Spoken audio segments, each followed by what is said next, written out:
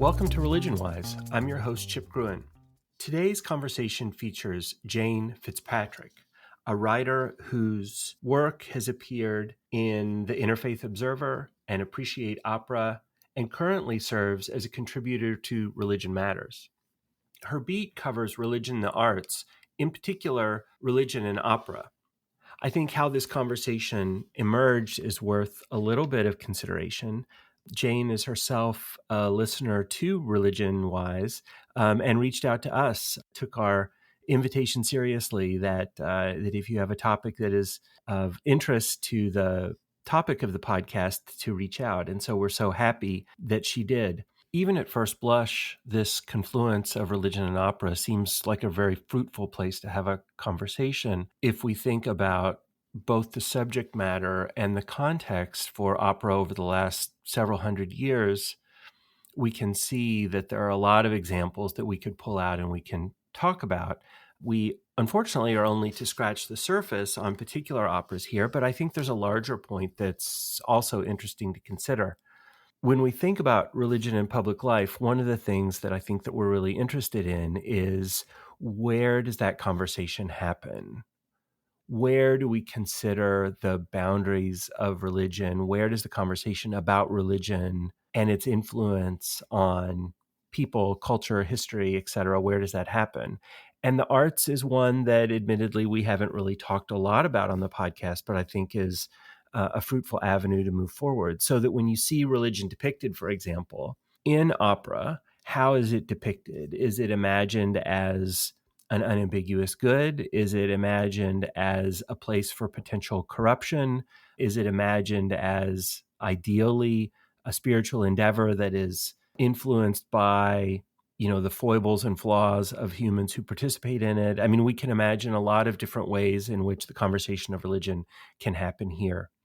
Additionally, one of the things that I was really happy to talk about in this conversation, you can hear Jane and I discuss, is the ways in which artistic representation has several lives built into it. So, for example, if an opera is set in the ancient past, that is one of the contexts. If then it is imagined in an operatic setting in, say, the 19th century, that is another context. And then as it's performed in the contemporary world, that is another context, so that we can see the layers of meaning, the layers of interpretive possibility, and the re-understanding that happens is not only a function of the performing arts in this case, but is a function of how religion functions as well, the telling of narratives and the retelling and the recontextualization. So I think that's super interesting as well. And finally, I'll just say that sometimes these things are coincidentally even more relevant than you might imagine at first blush. So you'll hear conversations about contemporary events in Israel and Gaza and the Ukraine as cases in point where we have contemporary conflict, contemporary issues being distilled, right, through artworks that are being performed, right, in the contemporary context, but were not originally intended to speak to those contexts. They originally dealt with other things. So again, this process of interpretation and reinterpretation, I think, is really key and really interesting for us to think about. So without further ado, here's my conversation with Jane Fitzpatrick. I hope you enjoy it. Jane Fitzpatrick, thanks for being on Religion Wise. Thank you so much for having me. So I want to just start off with you and your vocational trajectory. So you cover religion in the arts, in particular religion and opera, and your work has appeared in a number of different outlets, including the Religion Matters, Interfaith Observer, and Appreciate Opera. But beyond your interest in religion, your professional training has also been in international studies. And I should also add here, you've had some experience in operatic performance as well. Can you talk about how you came to follow this beat, how you came around to thinking about religion and opera? It's actually kind of coincidentally been a theme of the last couple episodes of Religion Wise, that vocational paths are sometimes unpredictable. So can you talk a little bit about yours?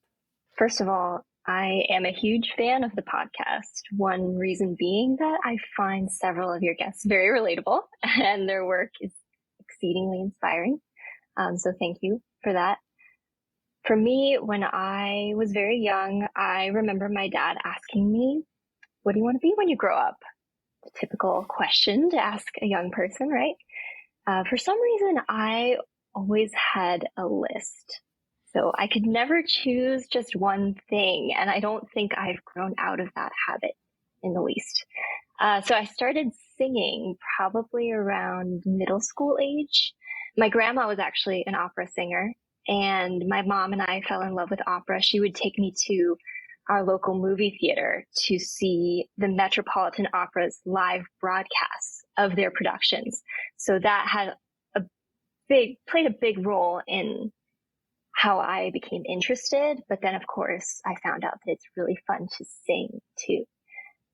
In high school, I found that I had a strong interest in religion and cultures, particularly through literature, the symbolism in classic literature. I just found myself really drawn to those topics of religious parallels.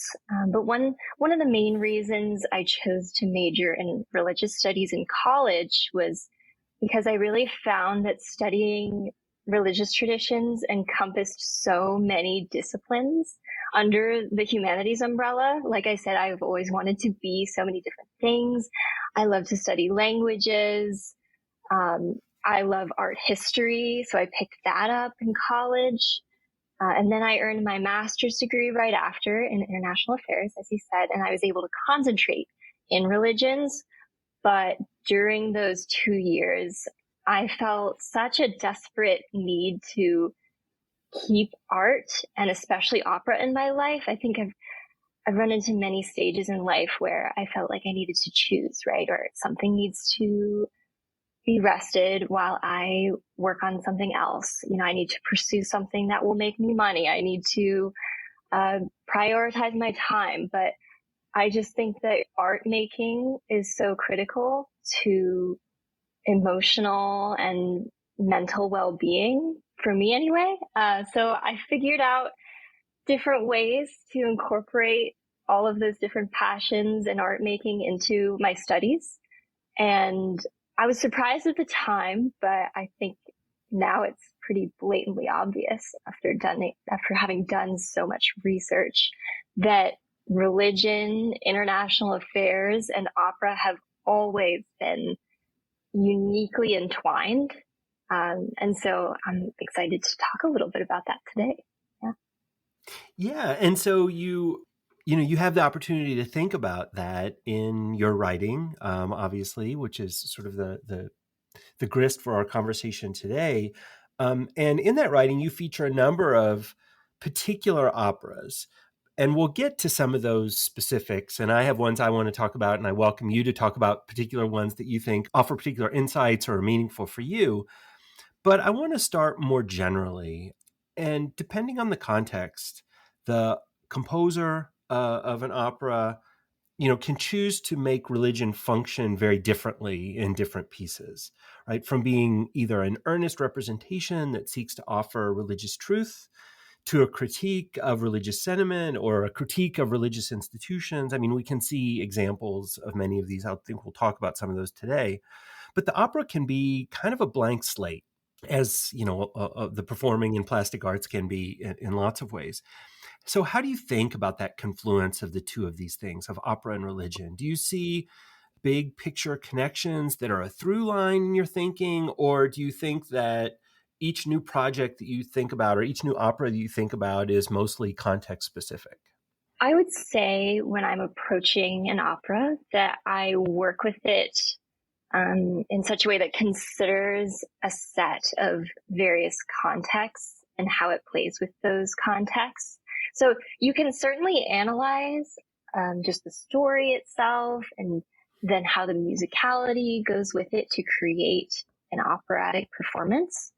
But a lot of performers even will dive into looking further beyond and seeing where that story came from. Who are these characters? Be it a biblical story or a moment in history, a fictionalized story. But then you might be interested in how the composer chose this narrative and how they saw it from their own personal historical context. And then you can look at the context in which the opera then has been staged even centuries later. So as an example, I understand that not everyone who's going to be listening to this episode will know a whole lot about opera. You may or may not be familiar with Mussorgsky's Boris Godunov as an example, and we might talk a little bit about that one later. But to set the stage in a way, just imagine an American singer playing a Russian czar during the Cold War. That's pretty significant imagery, right? And there are clearly a lot of different perspectives we can talk about in that real life scenario that did take place. And not least of them being the role of the Russian Orthodox Church. It plays a massive role in that specific opera. And that can tell us a whole lot about Russian culture, about how that looks when the art form interacts with current politics and world affairs. So to answer your question, long story short, there are a lot of specific contexts that I sort of list out for myself to explore. And then I realize that each opera has its own story to tell in different times and different settings. Yeah, well, let's go ahead and talk about that Boris Godunov example. I think this is as good a place to talk about it as any. That, one of the things you see, this opera is described as it's considered a quote unquote celebration of Russian identity, right? So imagining that playing in the Cold War, right, is obviously one case in point where you talk about context. But the other is that in 2022, this was scheduled to be performed by the Polish National Opera. And of course, the Russian invasion of Ukraine sort of sprung up. And I've got a quote here, actually. The director said in response to this, they canceled the performance, they canceled the run of the show.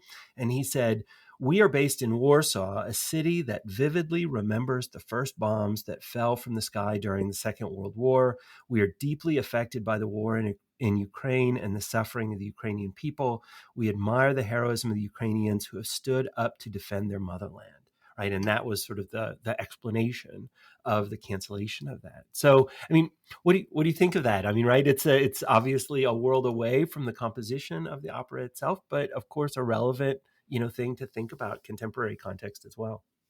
There's always going to be a part of me as an opera lover and a lover of the arts that wants to be able to appreciate art for art's sake. And I think that one of my favorite things about going to a theater is that you can feel like you've left the outside world for a few hours and you're being transported to a new space with new opportunities.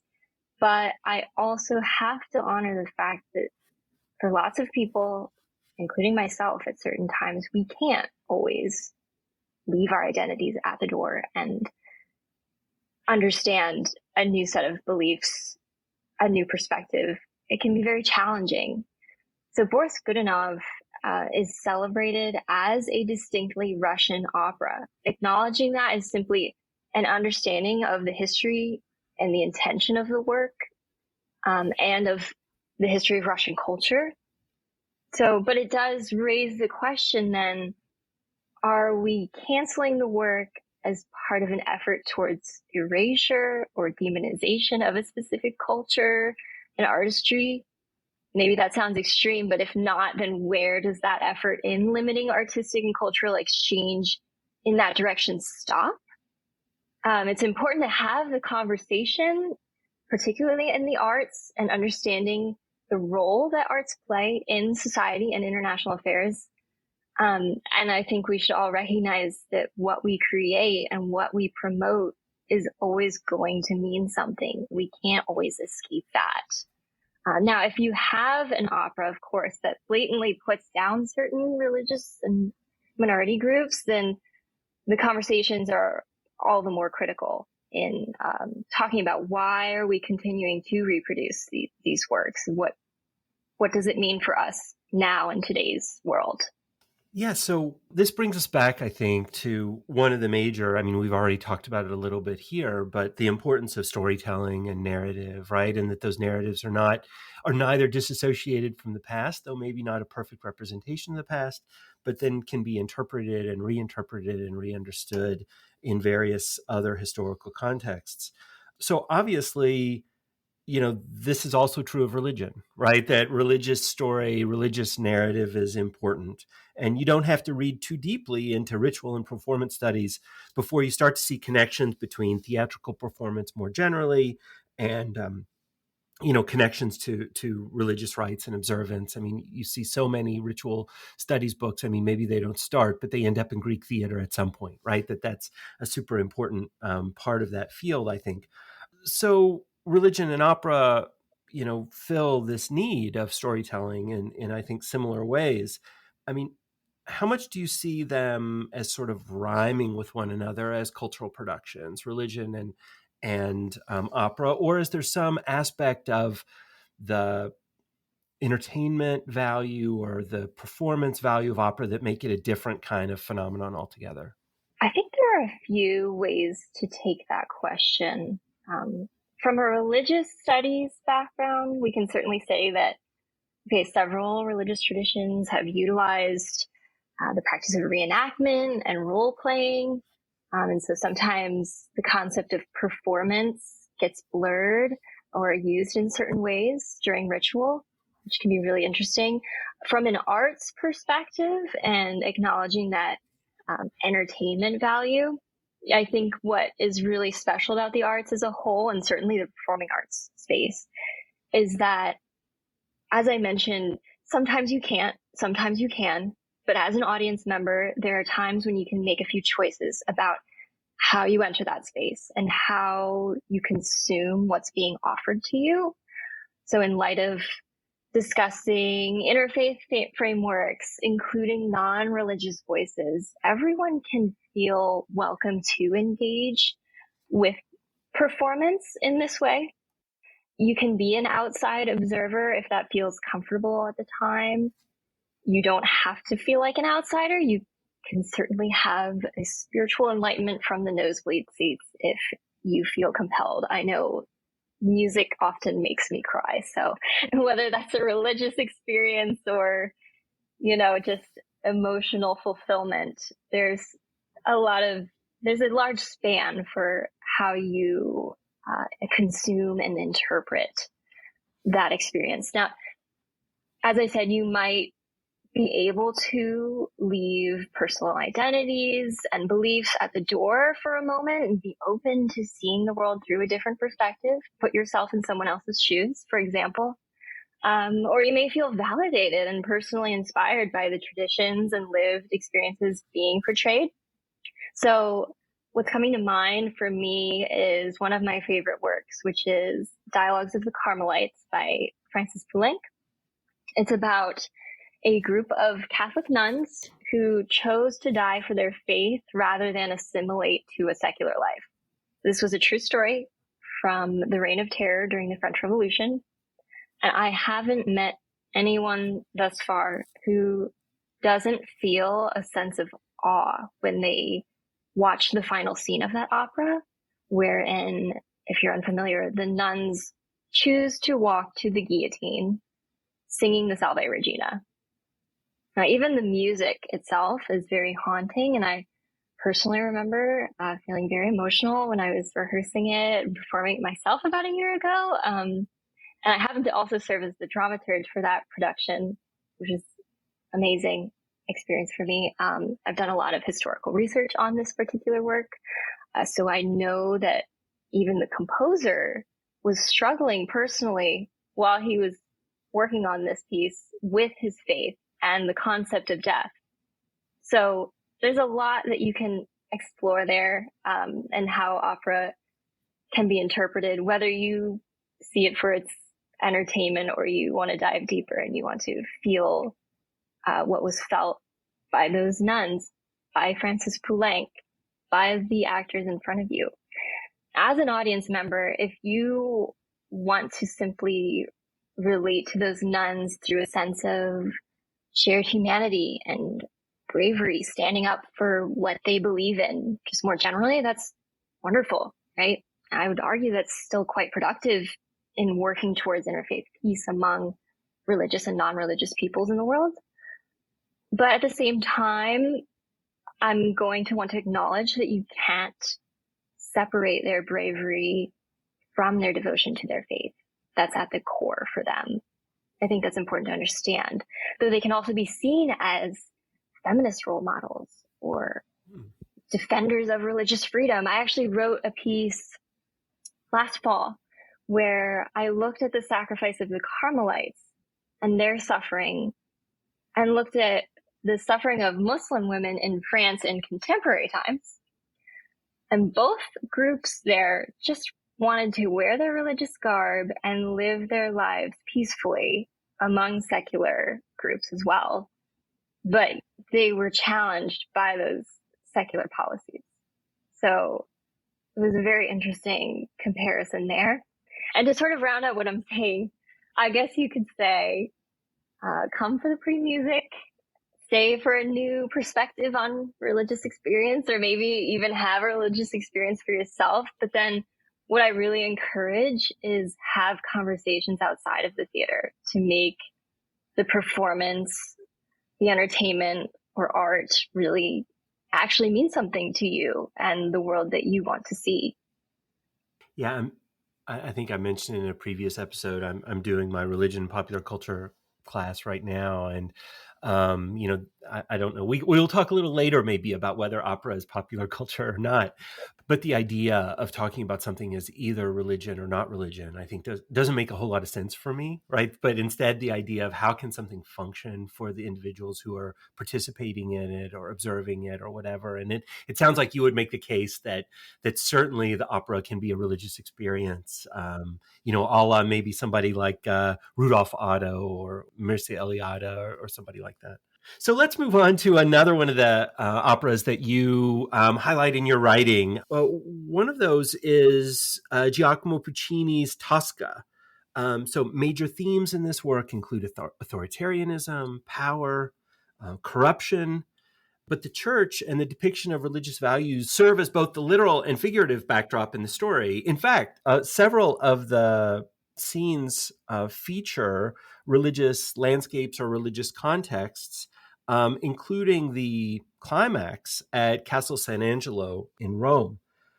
One of your major claims is that taking religion seriously in the opera generally, and in this case, Puccini's Tosca, is essential to understanding the work and more abstractly opens new interpretive possibilities and offers broader commentary or lenses through which to see the worldview of the composer and the characters themselves.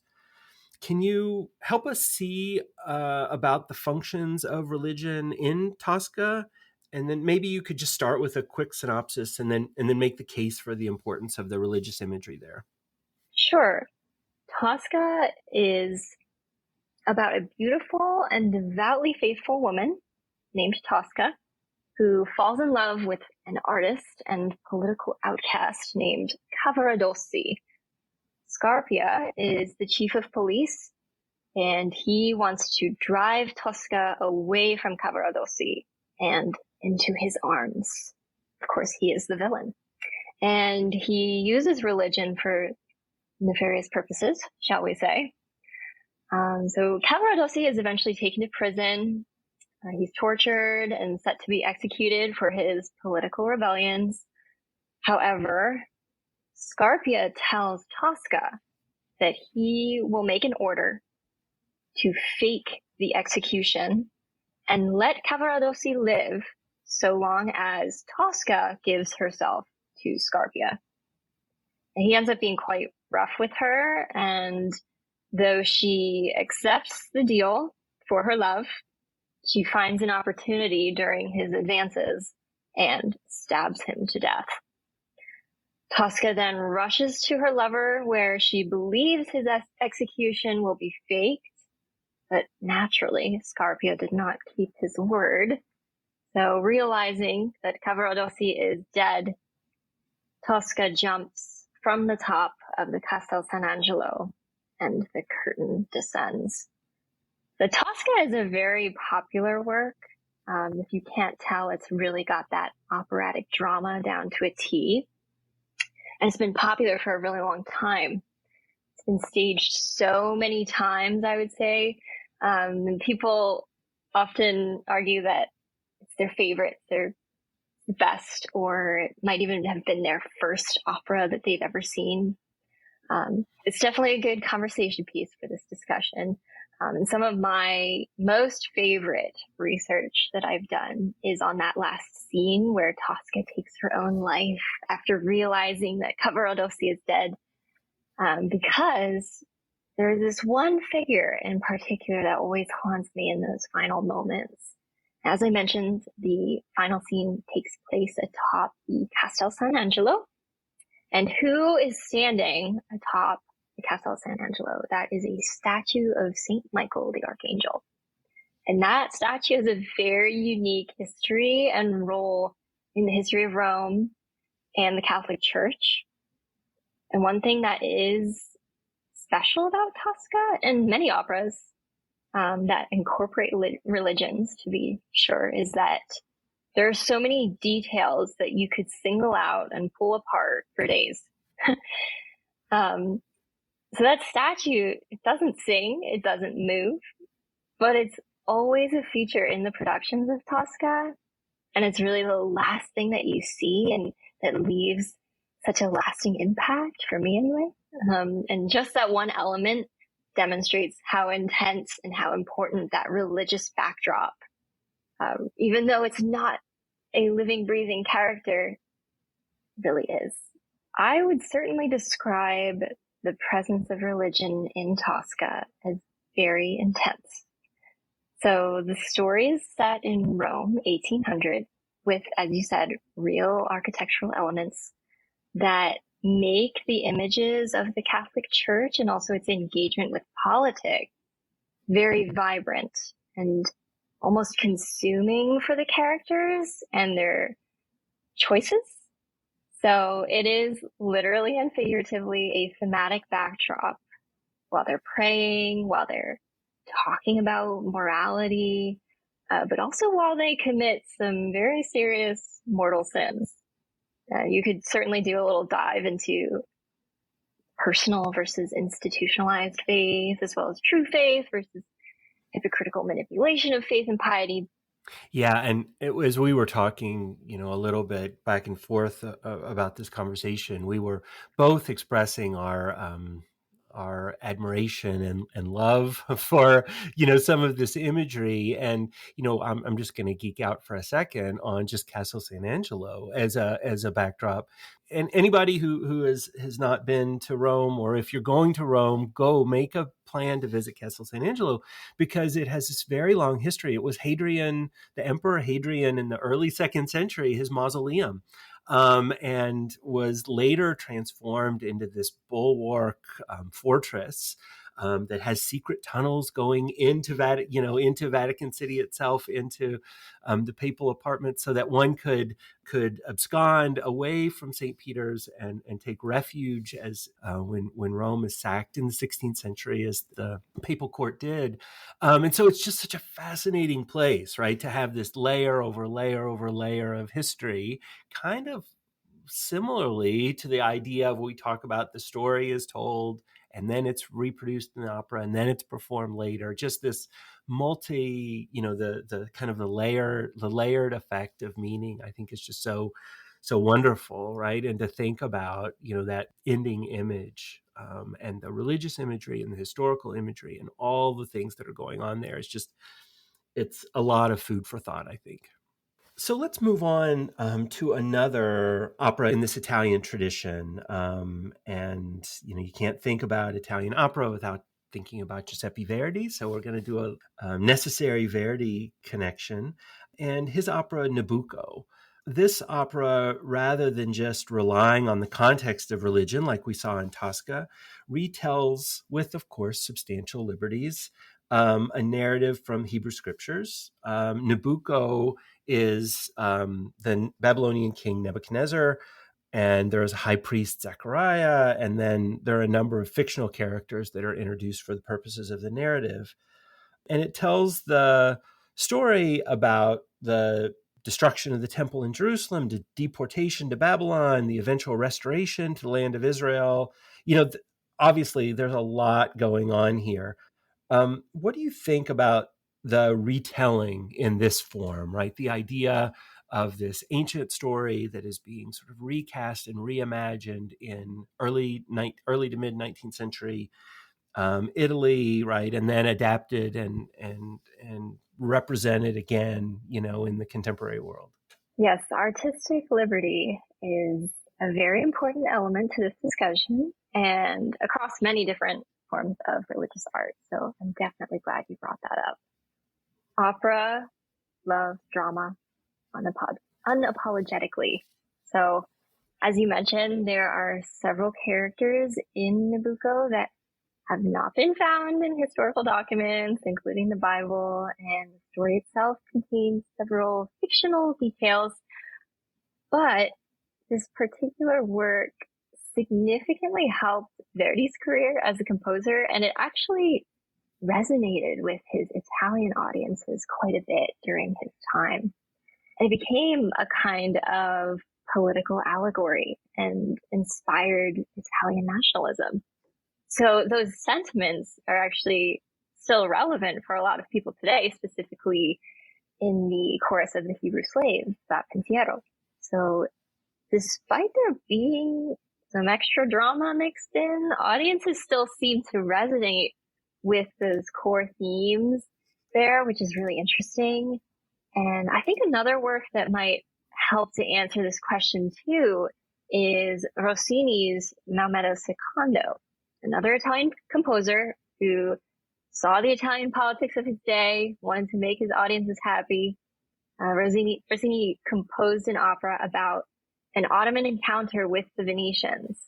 Mehmed II captured an island governed by the Venetians in the 1400s, and Rossini decided to alter the ending of his own work to demonstrate a Venetian victory instead of the original and, note this, historically accurate ending, wherein the Ottomans succeed in conquering the territory.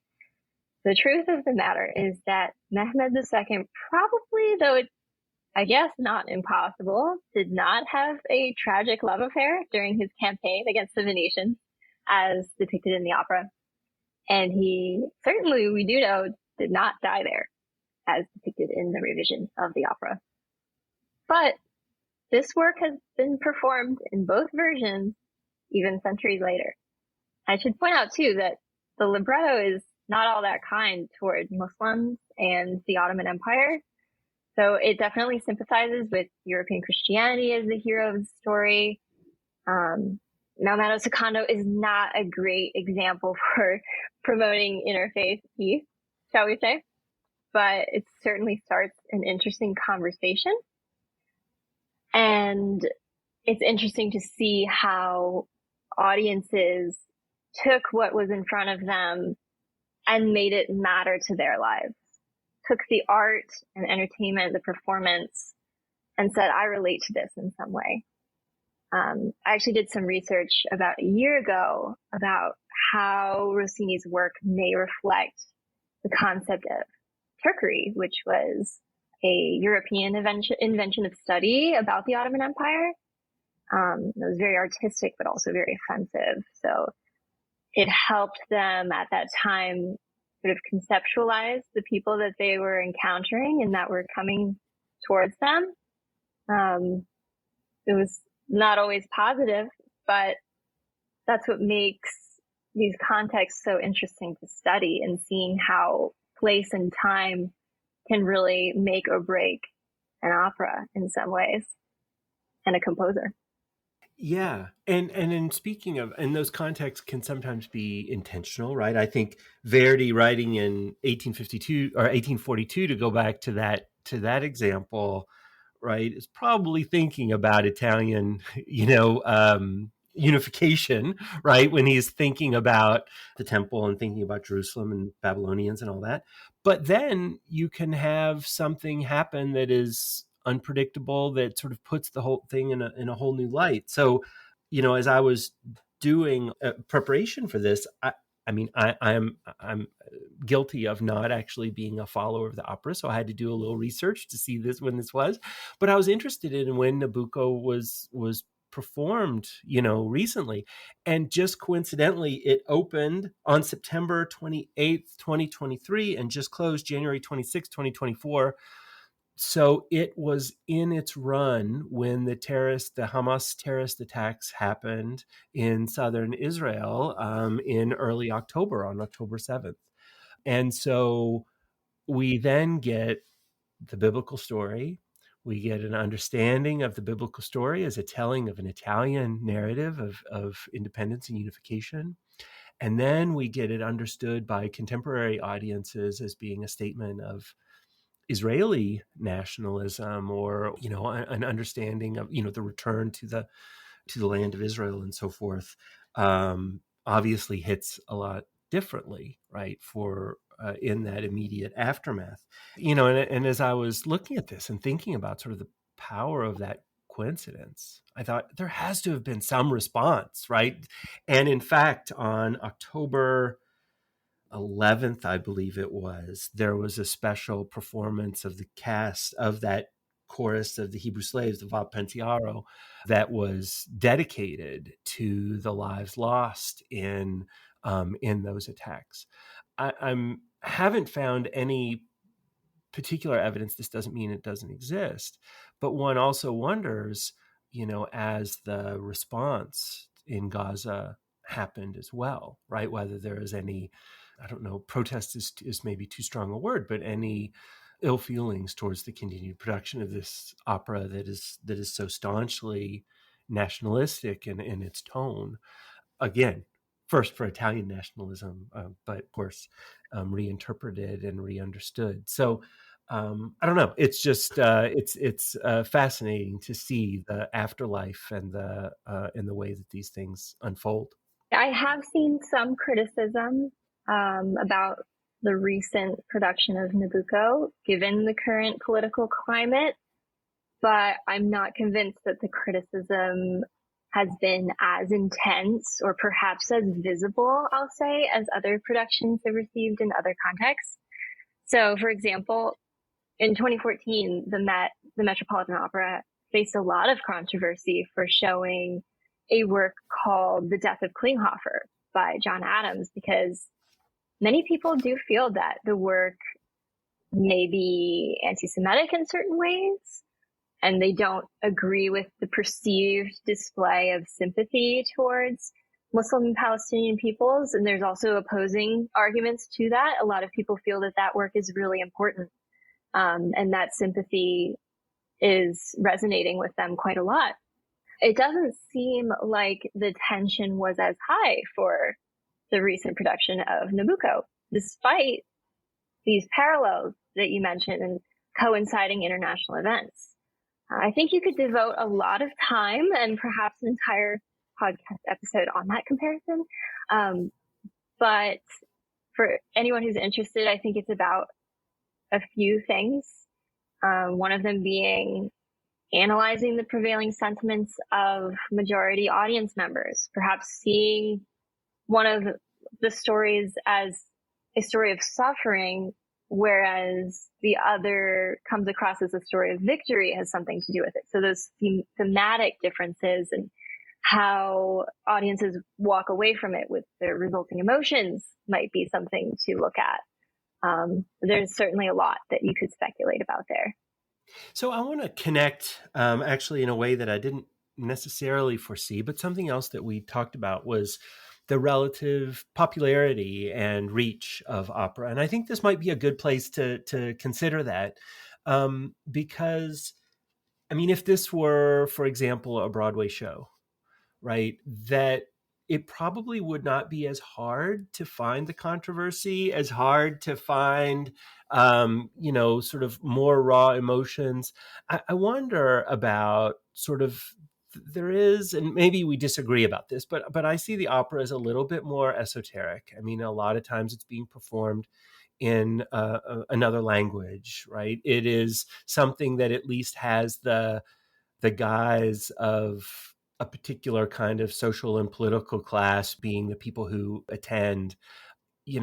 I wonder about, about the opera going public. I mean, how do you think about this? How do you think about the reach of opera? How do you see it as, culturally relevant? Again, doesn't sound great. Because of course, it's super culturally relevant, but important to the public conversation about religion or other cultural, political, historical topics.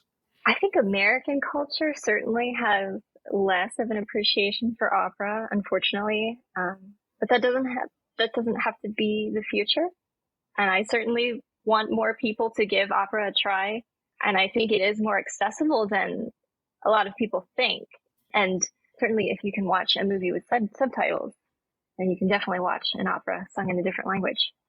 And in the vein of religions, I hope that people will try to see it more as a vehicle for sharing, an opportunity for dialogue and for peace, rather than for further division or just an old-fashioned way of getting entertainment.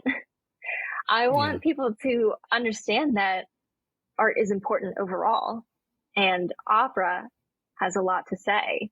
As we've talked about, it's not always the best promoter of interfaith peace, so to speak, when it's telling an inaccurate story or mistreating certain characters based on their beliefs.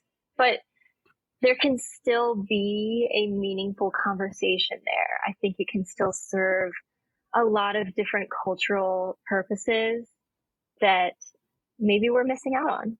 Yeah, one of the comparisons, and I mentioned Broadway a minute ago, but one of the comparisons that has kept coming up in my mind is the stage show, The Book of Mormon. And the reason I bring it up is because, I have had members of the Church of Jesus Christ of Latter-day Saints as guests on Institute programs here on campus. I've taken students to the local ward of the Church of Jesus Christ of Latter-day Saints. We went on a field trip at the dedication of the temple in Philadelphia a number of years ago and got a tour. And without fail, it's not students or public that brings up the Book of Mormon.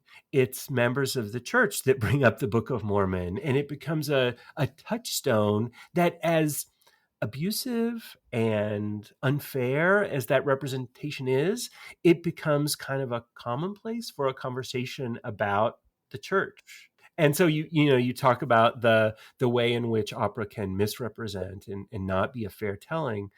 But I think you're right that it is an entry point into a narrative all its own. Yeah, I agree. It can be a great starting point for people to connect, right?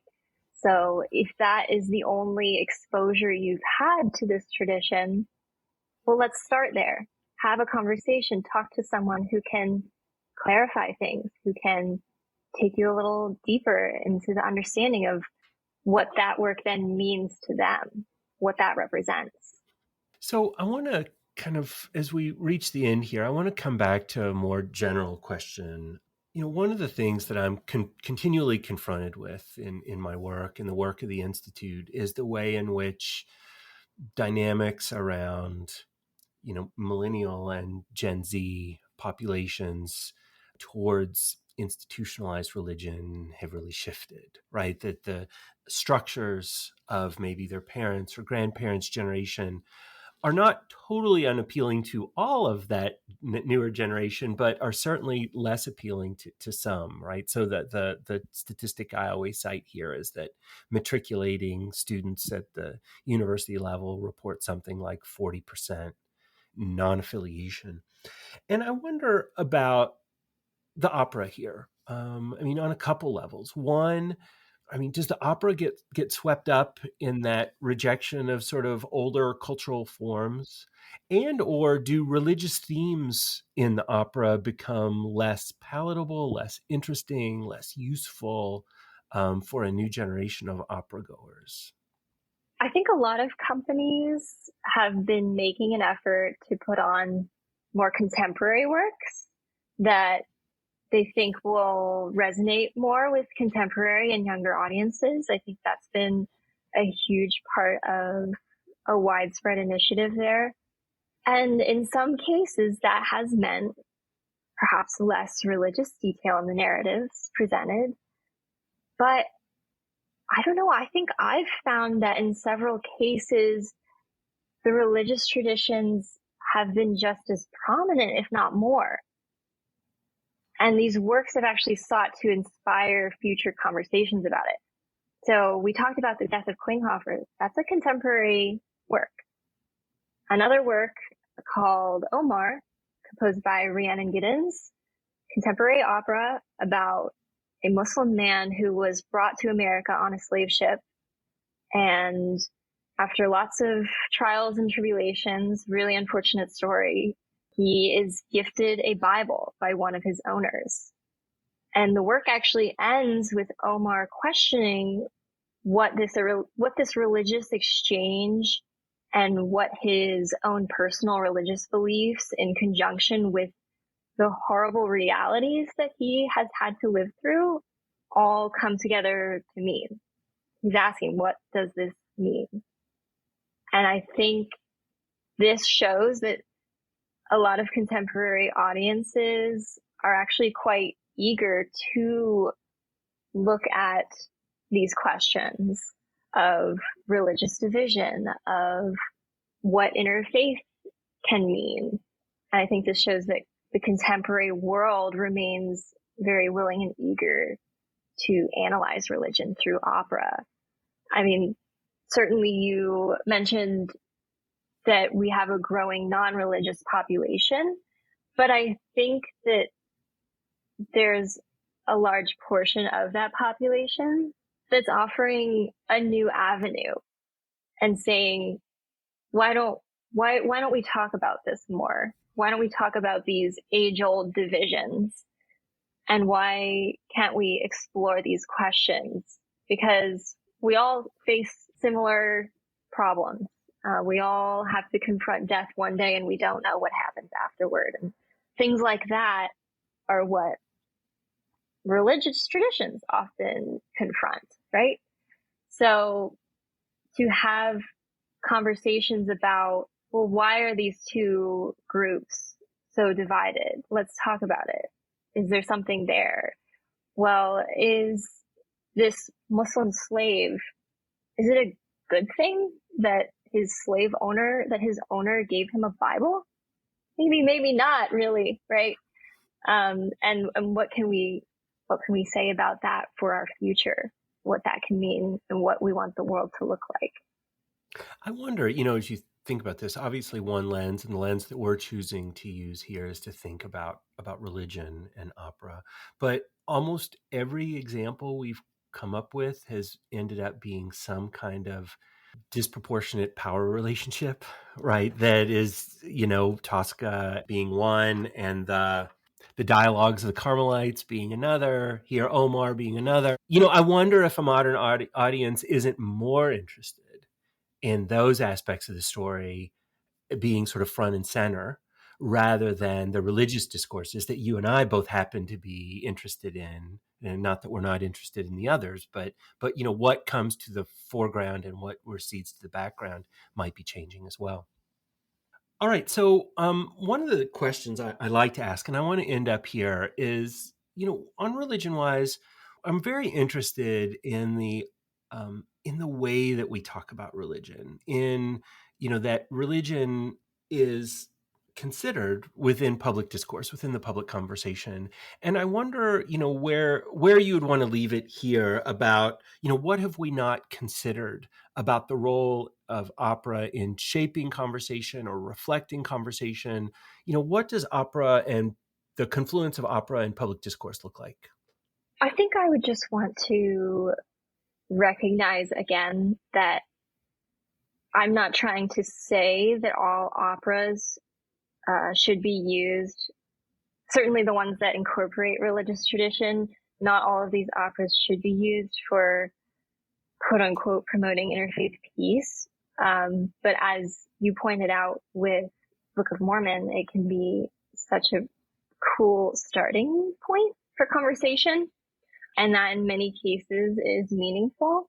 And I think what I'll add to that then is that we should be listening to the voices of all the audience members that are walking out. So one person may say, this work was really meaningful to me. This displayed my story that I relate to. While another audience member says, this goes against everything I've come to believe. And that can happen. That's reality, right? So I just want to add that all of these voices should be heard, and everyone can have something to say as long as we can acknowledge that everyone's opinion can mean something. I think that having conversations about how we produce and perform operas is critical, and we have to look at each one from its historic context and the current context that we seek to stage it in, and ask ourselves what we're saying by making this art for this audience. And then again, listening to what they have to say in response. Well, it's interesting. I mean, you alluded to this earlier, the peril of sanitizing, right? The collections that were produced in different times, and what does that look like, and what are the costs and benefits of doing that? And I think as you allude to, that it's the production companies that end up making those choices. And I think that's interesting in and of itself, to think about how those choices are made and to what end. Right. And these companies are relying on people buying a ticket. They're relying on people wanting to see what they put on. So they really have to be involved and have their finger on the pulse for how people are going to feel about what they put on. All right. Well, I think that's where we're going to have to leave it for today. But Jane Fitzpatrick, thanks so much for appearing on Religion Wise. It's been fun. Thank you so much. I look forward to future episodes. As I said, I'm a huge fan. All right. Sounds good. This has been Religion Wise, a podcast produced by the Institute for Religious and Cultural Understanding of Muhlenberg College. Religion Wise is produced and directed by Christine Flicker. For more information about additional programming, or to make an inquiry about a speaking engagement, please visit our website at religionandculture.com. There, you'll find our contact information, links to other programming, and have the opportunity to support the work of the Institute. Please subscribe to Religion Wise wherever you get your podcasts. We look forward to seeing you next time.